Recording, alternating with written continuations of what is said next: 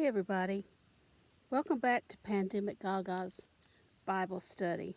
I'll also put this on my cooking show. But look how beautiful the Garden of Eden was when it began. So pretty, so perfect, so full of flowers. Let me sit you down. And now look. Now look. After all this time, after all this time, our earth under Satan's rule, really, as much as the Lord allows him, it has turned to this: a weedy, dirty, dying world.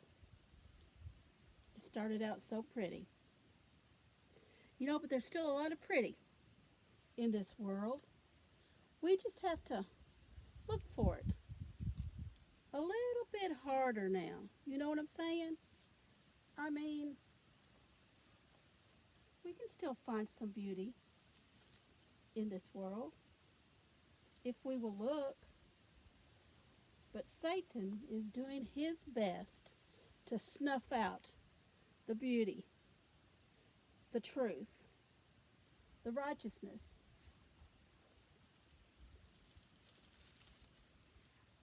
Wonder why? Well, because he's evil. He gets at God. He thinks he's getting at God because that God is who he wants to mimic. He wants to be God. And he's doing his best to mirror God. And not doing a very good job of it, but that seems to be his whole goal in life. And he's like the opposite God. That's why they have the term Antichrist in it, in our Bible.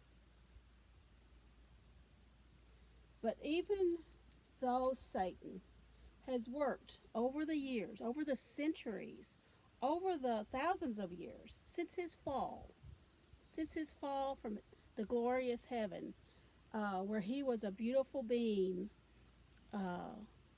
in charge of worshiping the Lord, the music.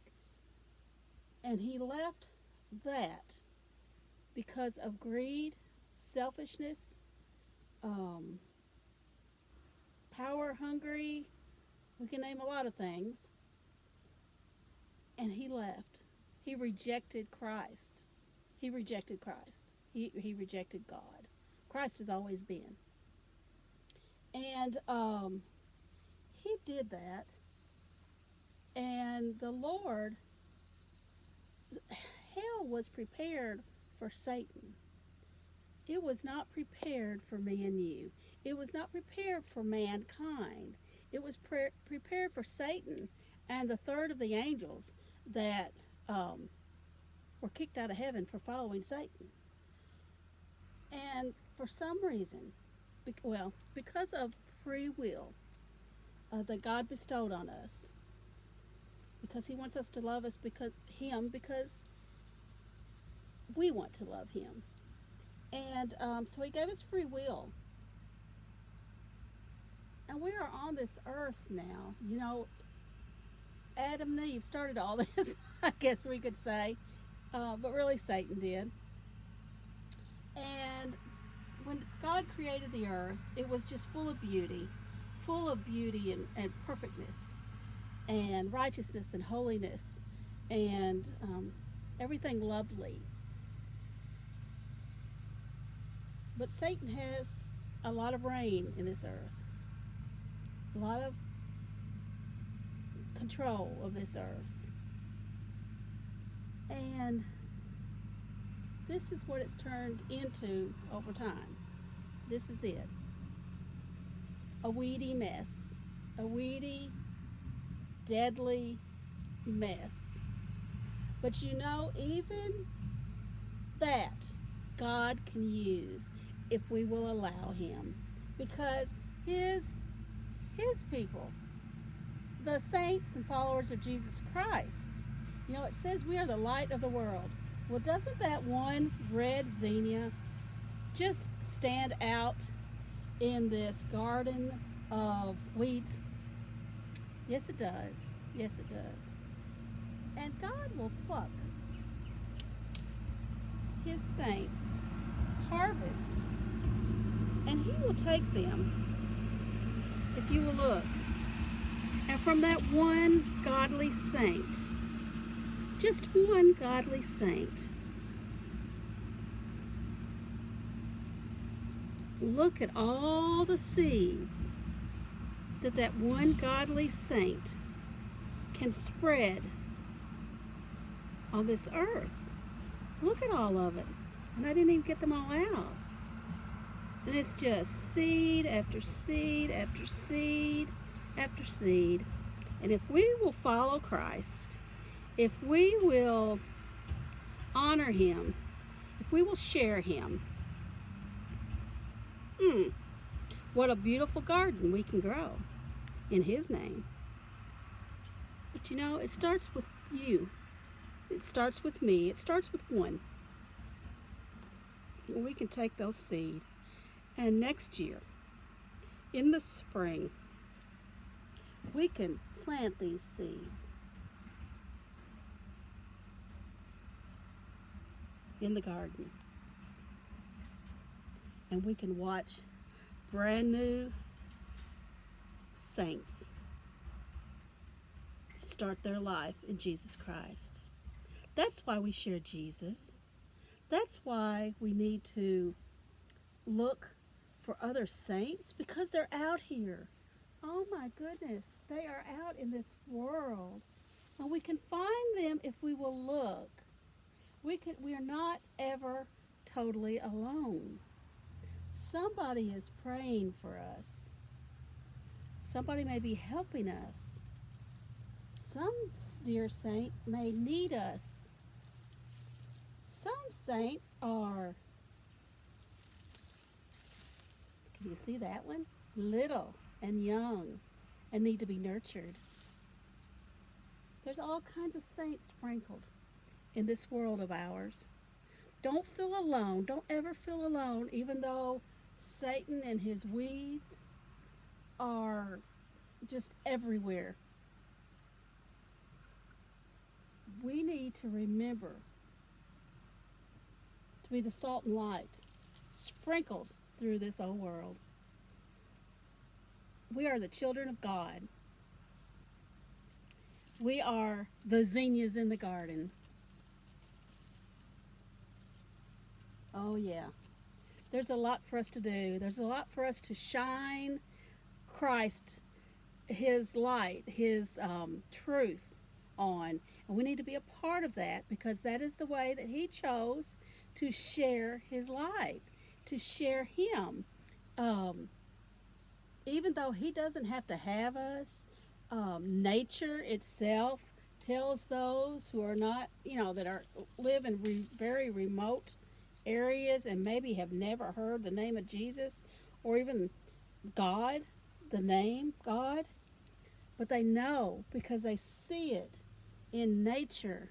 They see the beauty. They see the truth. They see the planting of seed wherever they are. Oh, yeah. We need to be about the Father's business.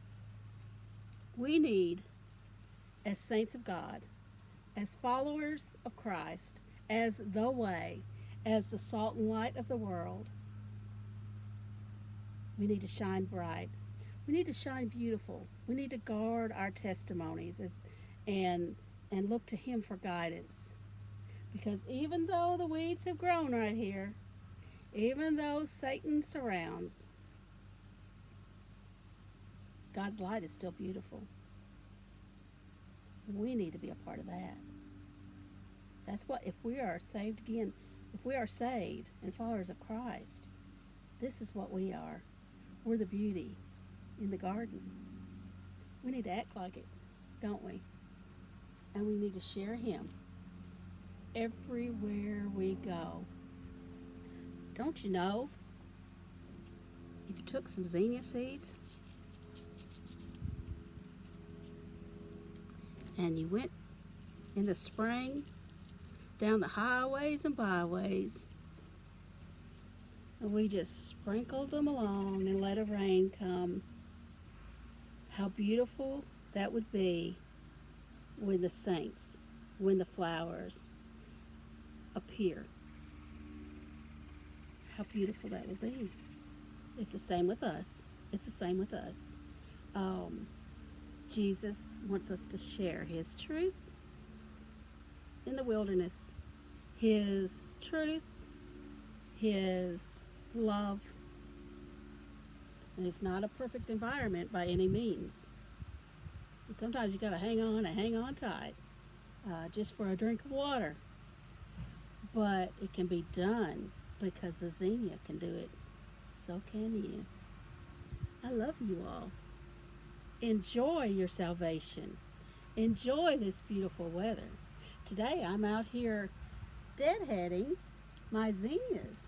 And I'm just going through, and any zinnia that has a dead head on it, like that, I'm just popping it off. And I'm putting it in my bucket, which is about half full. And I'll let them finish drying because a few of them aren't completely dry. And then I'm going to sift through them and get out the viable seed.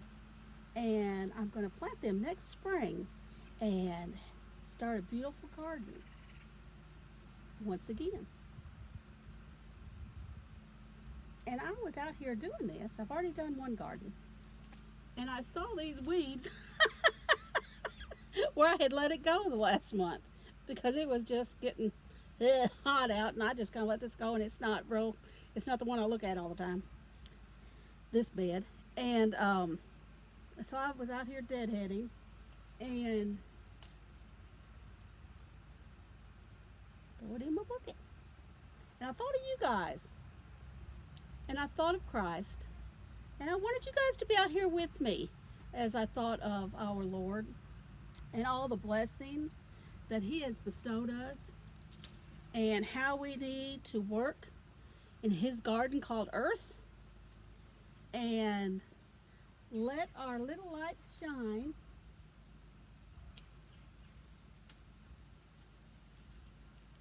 prepare the way for others in the spring, for new saints. We need to think ahead. It's not about us, it's about Him. And I got to thinking about that, and I'm like, well, let me go get my friends. Oh, I love you guys so much, and I don't want you to miss out on anything. And at this harvest season, this beautiful, beautiful harvest day, I just had you on my mind, and I had the Lord on my mind. And I wondered why you're not out here helping me. But I'm going to clean up this garden, and I'm going to get my dead heads off for seed, and then I'm going to pull everything out and clean up the gardens. This one in particular, we are actually going, Michael doesn't know it yet. We're going to redo this garden.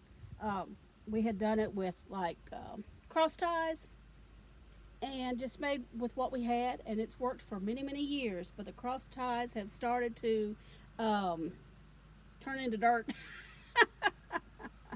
And so we need to, I'm going to get some, now that I'm getting older, headed into my winter years, I'm going to get some bricks or blocks or something and build it up. Nice little raised bed. And so it won't fall apart again, and I can enjoy it through my waning years. Y'all ever think about that?